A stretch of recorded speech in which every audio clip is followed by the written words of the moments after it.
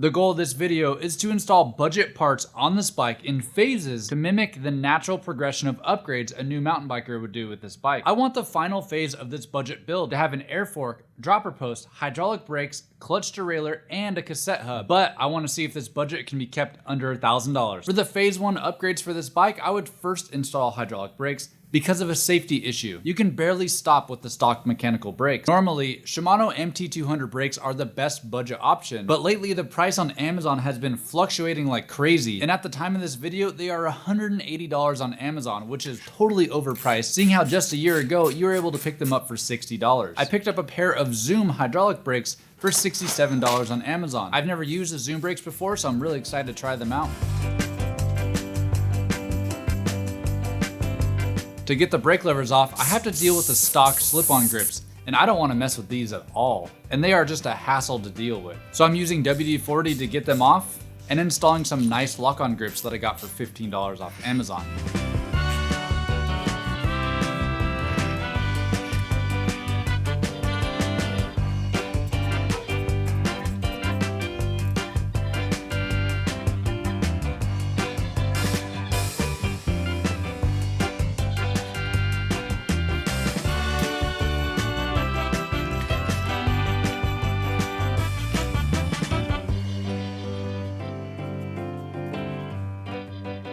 We've arrived at phase 2. Normally this would mean that you've taken your Ardor out for 5 to 10 rides and you're really starting to get the feel for the bike, but you've noticed that the bike can get super bumpy at times. I'd say now is the time for a fork upgrade. I'm installing this Manitou Markor fork that I originally picked up for $200 brand new. I really like this Manitou Markor fork, and I converted it to 120 millimeters travel by just taking out this one little spacer. And it is also made for 29-inch wheels. More on that in a second. It has a tapered steer tube, which is compatible with this frame, but not compatible with the stock headset. These days, almost all decent forks have a tapered steer tube, although there are many budget fork options out there, and I'd recommend you to check out Wolftick videos because they are budget fork connoisseurs.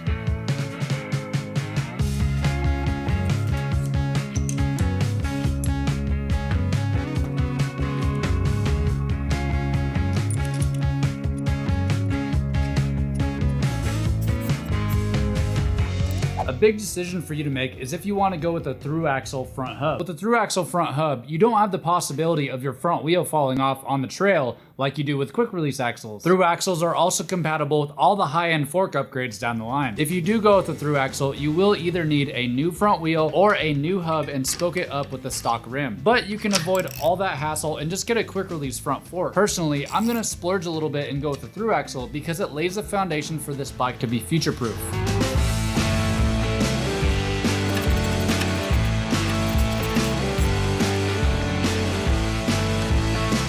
Since I'm going to need a whole new rear wheel or hub, I'm going with the 29-inch front wheel, which is called a mullet conversion. I fully believe that going mullet on this bike is the way to go. The stack height on this bike is low at 597 millimeters, and it can cause neck and back discomfort. By getting a taller front wheel, it will raise the handlebars and give a more comfortable ride. We'll see what the new geometry is at the end of the video. Now with the brakes and forks installed, you will be absolutely flying with the Ardor. But with your increasing speed on the trail, you'll notice a lot of noise from the chain hitting the frame. That's called chain slap. Plus, I'm sure it's noticeable that pedaling uphill can be very hard. Now is the time for a drivetrain upgrade.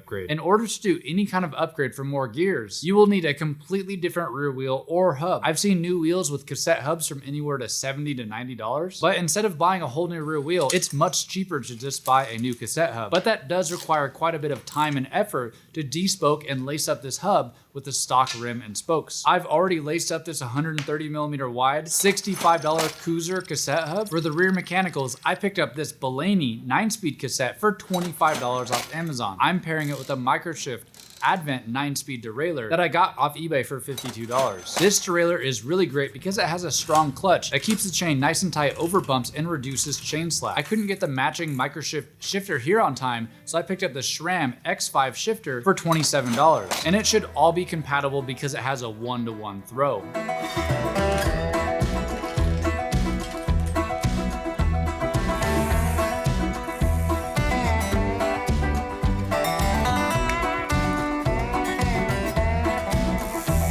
We are in the final phase, phase 4. The last upgrade that I would do would be a dropper post. I saved this for last because if you haven't ridden with one before, you really don't know what you're missing out on. Of course, these phase upgrades can be done in any order. Because this bike has a 27.2mm seat post, the dropper options are severely limited, and they're more expensive. The maximum travel dropper post that you can get is 125mm, which can be really short for some people. I picked up a used Crank Brothers 100mm travel dropper post for $100. The cheapest dropper post kit that I found on Amazon was $155, and I'll link that below. Also, the stock seat is very oddly shaped, and a decent seat on Amazon can be picked up for only $20. I really like these budget carbon seats on Amazon for $38. Plus, this red really matches the color scheme.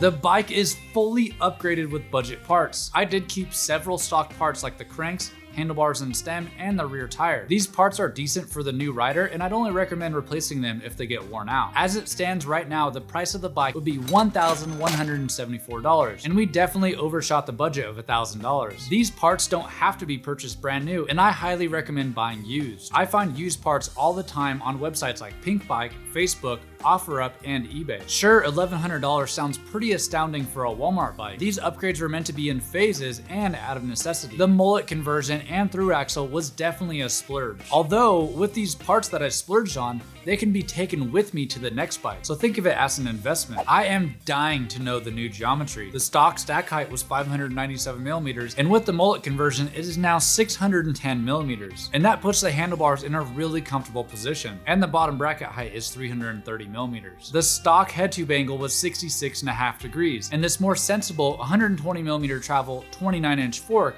makes the new head tube angle 64.3 degrees, and that will make for a really nice ride on the descents. The C-tube angle was 73 degrees, and it is now 70.5 degrees, which is much better than the 69 degrees on the Insane Ardor, and climbing won't feel so reclined. And the new weight of this bike is only 31 pounds, which is almost 5 pounds lost from the stock bike. Unfortunately, I don't have any time for riding footage for this video. I still work full time, and someone messed with my schedule this week, and this will also be the very last Ardor video for this channel.